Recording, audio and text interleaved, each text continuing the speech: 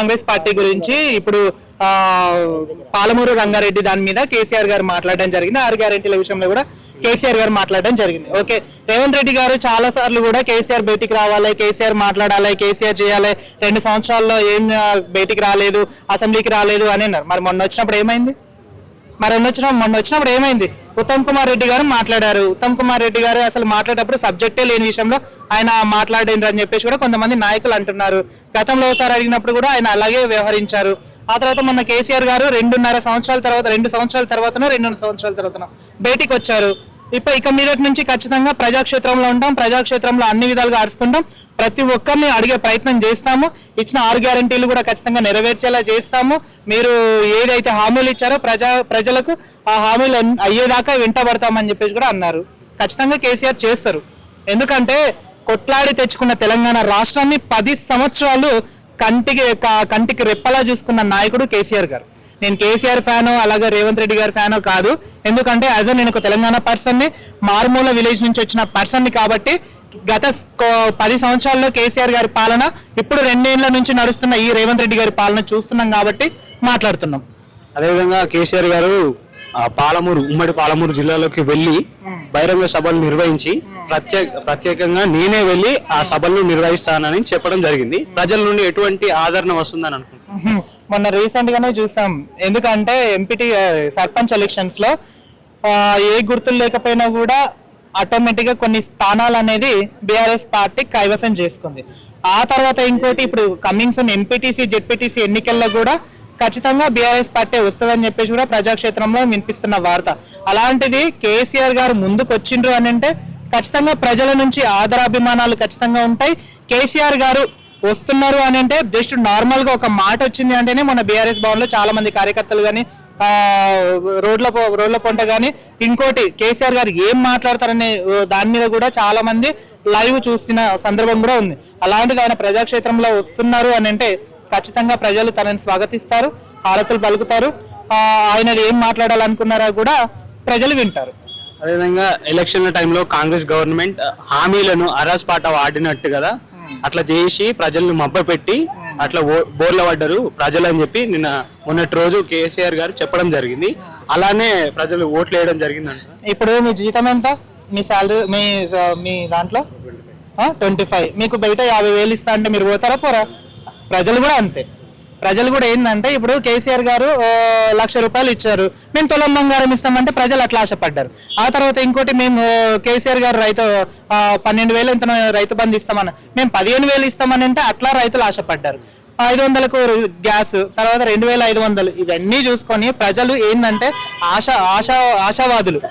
అదే ఉద్దేశంతోనే రేవంత్ రెడ్డి గారికి ఓటు వేశారు. ఇప్పుడు ఎందుకు వేసాంరా దేవుడా అని నెత్తి నోరు కొట్టుకుంటున్నారు. అదేవిధంగా మా గవర్నమెంట్ లో యూరియా సమస్య అస్సలే రాలేదు.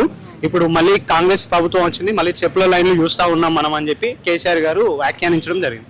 దీనిపై మీ అంటే యూరియా కొరత రావడానికి గల కారణాలు కాంగ్రెస్ ప్రభుత్వం నిర్లక్ష్యమే అంటారు. ఆనాటి రోజులు తెస్తా అని చెప్పేసి రేవంత్ రెడ్డి గారు అన్నారు. నిజంగానే ఆనాటి రోజులు తీసుకొచ్చారు. ఎందుకంటే ఒకప్పుడు చెప్పులలో కరెంటు లేకపోయినా కూడా లేకపోయినా కూడా చెప్పులు పెట్టి అవన్నీ పెట్టి యూరియా కోసం కానీ ఇది యూరియా ఒకటే కాదు దానికోసమైనా సరే కానీ అప్పుడు కేసీఆర్ గారి ముందు చాలా అనుభవించిన సందర్భాలు ఉన్నాయి. యాక్చువల్లీ ఇప్పుడు అలాగే నడుస్తుంది. యాప్ ను కూడా ఇన్స్టాల్ చేయాలి. ఎందుకంటే యాప్ ఏంటంటే ఇప్పుడు ఈ రోజు కొంతమందికి వస్తుంది, కొంతమంది ముసలు ఉంటారు, కొంతమంది వాళ్ళ పేరు మీద భూములు ఉంటాయి, వారు నడవలేని పొజిషన్ లో ఉంటారు. అట్లా అని చెప్పేసి తీసుకొచ్చి ఒక అధికారులు ఇంటి ముందరికి వచ్చి సిగ్నేచర్ అయితే పెట్టించుకోలేరు కదా. ఈ యాప్లు దరిద్రమైన యాప్లు, ఇవి తీసేయడమే మంచిది. అదేవిధంగా మా గవర్నమెంట్ లో క్రైమ్ రేట్ అనేది చాలా తక్కువ ఉండే, ఇప్పటి గవర్నమెంట్ లో క్రైమ్ రేట్ పెరిగిందని చెప్పి కేసీఆర్ గారు చెప్తా ఉండే. అంటే పెరిగిందనే అనుకోవాలి. ఎందుకంటే రోడ్ల పైనే హత్యలు చేసేస్తున్నారు, దారుణంగా.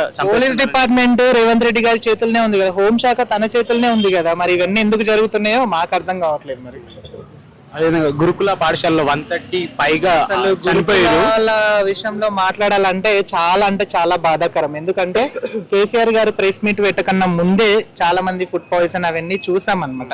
ఎందుకంటే గతంలో కూడా అంటే కొన్ని చోట్ల అంటే ఒక 50 ఎంతో సంథింగ్ ఉన్నదాన్ని 1000కి పైగా గురుకుల పాఠశాలలు చేసిన వ్యక్తి కేసీఆర్ గారు. ఆ తర్వాత రేవంత్ రెడ్డి గారు ఇప్పుడు దాని మీద సమీక్ష నిర్వహించలేదు, దాని మీద ఒక మీటింగ్ పెట్టలేదు, ఏది పెట్టలేదు.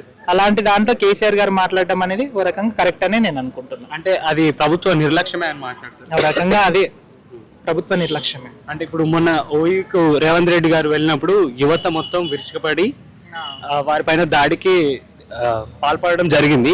అది వాళ్ళు అట్లా చేయడం కరెక్టే. 2 లక్షల ఉద్యోగాలు అన్నారు. ఈ 2 లక్షల ఉద్యోగాలు కనీసం ఏ ఒక్కటన్నా ఇచ్చారా? మీరే ఆలోచించండి బ్రదర్ ఒక్కసారి. ఎందుకంటే నిత్యం సోషల్ మీడియాలో మీరు కూడా చూస్తున్నారు. 2 లక్షల ఉద్యోగాలు ఏ ఒక్కరికైనా భర్తీ చేశారా? ఒక మంత్రి ఏమో 70,000 అంటారు, ఇంకో మంత్రి ఏమో 60,000 ఏదో సంథింగ్ అంటారు, ఇంకో మంత్రి ఏమో ఏదో అంటారు ఒక రకంగా. ఎందుకంటే రేవంత్ రెడ్డి గారు తీసుకున్న నిర్ణయాలు ఒక రకంగా మంచిదే, కాదని అనట్లేదు.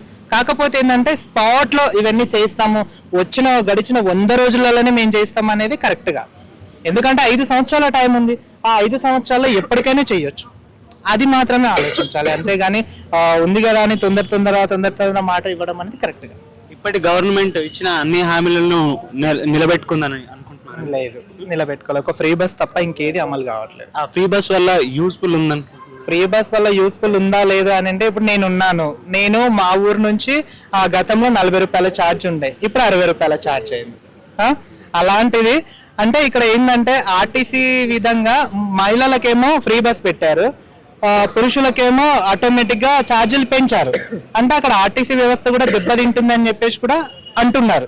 మరి దాన్ని కూడా సమీక్ష నిర్వహించాలి, దాని విధంగా కూడా ఒక రివ్యూ తీసుకోవాలనే దాని మీద మేము చూస్తున్నాం. అదేవిధంగా కేసీఆర్ గారు సభకు వస్తుండగా చాలా మంది రోడ్డు మార్గ మధ్యంలో ఆపి మళ్ళీ మన గవర్నమెంటే ఫామ్ అవుతుంది అని చెప్పడం జరిగిందని చెప్పి కేసీఆర్ గారు వ్యాఖ్యానించడం, అది ఎంతవరకు నిజం? అంటే వాళ్ళు ప్రజలు వాళ్ళ మనసులోని మాటలు చెప్పారు. మనసులో మాటనే. ఎందుకంటే ఈ రోజు మీరు కూడా ఎక్కడికైనా వెళ్ళండి, అటు విలేజ్లలోకి వెళ్ళినా ఎక్కడికి వెళ్ళినా కూడా నిత్యం వినిపిస్తున్న పేరు కేసీఆర్ గారే. ఎందుకంటే నేను కూడా చూసాను, కేసీఆర్ గారి పేరు వినిపిస్తుంది. వాళ్ళు నిజంగానే అన్నారని నేను అనుకుంటున్నా. మళ్ళీ నెక్స్ట్ ఈ గవర్నమెంటే ఫామ్ అయిద్దని చెప్పి రేవంత్ రెడ్డి గారు చెప్పడం జరుగుతుంది. అంటే కేసీఆర్ గవర్నమెంట్ అన్ని గ్యారెంటీలు నెరవేరిస్తే, అదృష్టం దేవుడు వరిస్తే రేవంత్ రెడ్డి గారు రావచ్చు, లేకపోతే కేసీఆర్ గారు కూడా రావచ్చు. జాబ్ క్యాలెండర్లు పేరుకేనా అవి ఇచ్చే అవకాశం లేదా? నేను ఇందాకనే చెప్పాను 2 లక్షల ఉద్యోగాలు అని చెప్పేసి. ఆ జాబ్ క్యాలెండర్లు ఇప్పటిదాకా కూడా అనౌన్స్ చేయలేదు. నోటిఫికేషన్లు ఎప్పుడు ఇచ్చే అవకాశం ఉన్నది? మేబీ నెక్స్ట్ మంత్, అంటే నెక్స్ట్ ఇయర్ లో అట్లా కనుక, లేకపోతే గవర్నమెంట్ ఎండ్ అయ్యే టైంలో కూడా ఇవ్వచ్చని నేను అనుకుంటున్నాను. నిరుపేద విద్యార్థులకు ఫీజు రియంబర్స్మెంట్, అదే పరీక్ష ఫీజులు తగ్గిస్తారని అనుకుంటున్నాను. తగ్గించలేదు కదా, ఇచ్చిన మాట కదా, తగ్గిస్తారు. ఒకవేళ లేకపోతే ఇంకా దాని మీద కూడా మళ్ళీ ఆటోమేటిక్ గా విద్యార్థులు ఫైట్ చేయడమే జరుగుతుంది. ఈ గవర్నమెంట్ లో ఇంకా ఏ రకమైన మార్పులు రావాలనుకుంటున్నారు? ఇచ్చిన 6 గ్యారెంటీలు నెరవేర్చండి చాలు. ఎందుకంటే మిమ్మల్ని ఒక జెడ్పీటీసీ స్థాయిలో నుంచి మీరు ఈ రోజు స్టేట్ కి ఒక కీలకమైన పదవిలో మీరు ఉన్నారు, ముఖ్యమంత్రి హోదాలో మీరు ఉన్నారు. సో మీరు చాలా కష్టపడ్డారు, చాలా శ్రమించారు. ఒక జెడ్పీటీసీ స్థానం నుంచి ముఖ్యమంత్రి స్థానం అనేది మామూలు విషయం కాదు.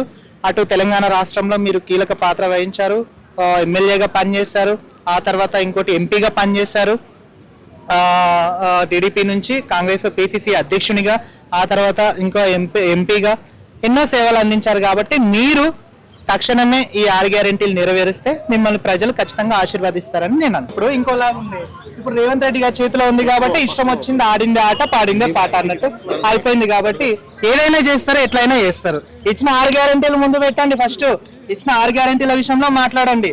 ప్రజలు మిమ్మల్ని ప్రశ్నిస్తున్నారు. ఈ రోజు మొన్న సర్పంచ్ ఎన్నికల్లో మీరు అత్యధిక మెజార్టీతో గెలిచిండ్రు అని చెప్పేసి విరవీగుతున్నారు. కానీ ఏ గుర్తులు లేకుండానే బీఆర్ఎస్ కొన్ని చోట్ల విజయం సాధించింది. అలాంటిది రేపన్నాడు ఎంపీటీసీ జెడ్పీటీసీ గుర్తులతో ముందుకెళ్తే మీ భవిష్యత్తు ఏంటి, మీ భవిష్యత్తు కార్యాచరణ ఏంటి అనేది ఒకసారి ఆలోచించండి. ఇవన్నీ వీటి మీద కాదు, ప్రజలకు ఇచ్చిన హామీల మీద దృష్టి పెట్టి మాట్లాడండి. ఏదైనా అంత మాట అన్నావు, ఫుట్బాల్ ఆడతా మా రేవంత్ రెడ్డి గారు ఫుల్లుగా గెలిచారు, పంచాయతీలో గొప్ప చెప్పుకుంటున్నారు. మరి దాని గురించి ఏమంటావు? ఇప్పుడు మేము కూడా చెప్తాం, రేవంత్ రెడ్డి వర్సెస్ నిరుద్యోగులు, రేవంత్ రెడ్డి వర్సెస్ రైతులు, రేవంత్ రెడ్డి వర్సెస్ అన్ని విధాలుగా అంతమంది మహిళలు. అప్పుడు మనం కూడా ఫుట్బాల్ ఆడదాం, పోయింది ఏం లేదు. నిరుద్యోగులకు ఏం న్యాయం చేశారు? 2 లక్షల ఉద్యోగాలు ఇస్తా అన్నారు. మళ్ళీ 2 లక్షల ఉద్యోగాలు ఎటుపోయినాయి? ఓ మంత్రి ఏమో 70,000 అంటారు, ఓ మంత్రి ఏమో 60,000 అంటారు, ఇంకా ఏకంగా అయితే 1 లక్ష ఉద్యోగాలు అంటారు. పర్వాలేదు అంటున్నారు అన్న, వచ్చిన కానిస్టేబుల్ ఉద్యోగాలు ఇచ్చాను అంటున్నాడు. అన్న మా కంటెంట్ వేరు, మీరు వేరన్నా, మీరు తర్వాత తీసుకోండి. సరే సార్. సో ఇలాంటి హామీలని నెరవేర్చకుండా ఇలాంటి వాటిని క్రియేట్ చేసి జనాలలోకి, అంటే వాళ్ళకి ఏం సందేశం డైవర్షన్ పాలిటిక్స్ అంటే ఏం లేదు. డైవర్షన్ పాలిటిక్స్ తెలంగాణలో ఏది ఉన్నా రేవంత్ రెడ్డి గారి పేరు ఎప్పటికప్పుడు వినిపించాలి. గంటకు సెకండ్ కు ప్రతి ఒక్క పేరు వినిపించాలి. అందుకే ఆయన అట్లా చేస్తుండ అంతే ఏం లేదు. ఒకవేళ కనుక in case Revanth Reddy fans ఇట్లా మరి రోడ్ల మీద ఎక్కి కేకులు కట్ చేసుకుంటా డీజే బాక్స్ పెట్టుకొని ఎగురుకుంటా ఉంటే వాళ్ళ మీద ఎవరు చర్యలు తీసుకోవాలి? వాళ్ళు మూర్ఖులు అయిందని ఇతర వాళ్ళు మూర్ఖులు కాలేదు కదా, ఇది అంతే అంతే అంటారు. అంతే.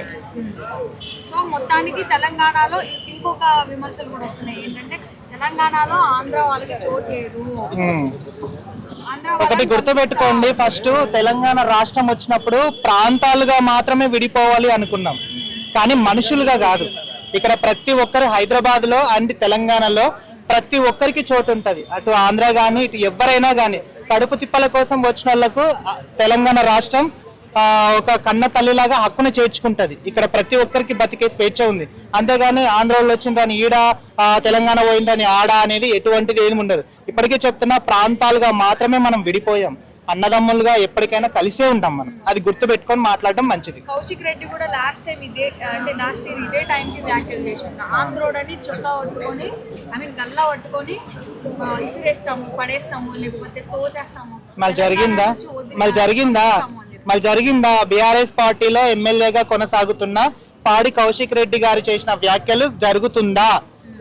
లాస్ట్ టైం మీరే అన్నారు కదా, లాస్ట్ టైం జరుగుతున్నది, ఇప్పుడు జరిగిందా?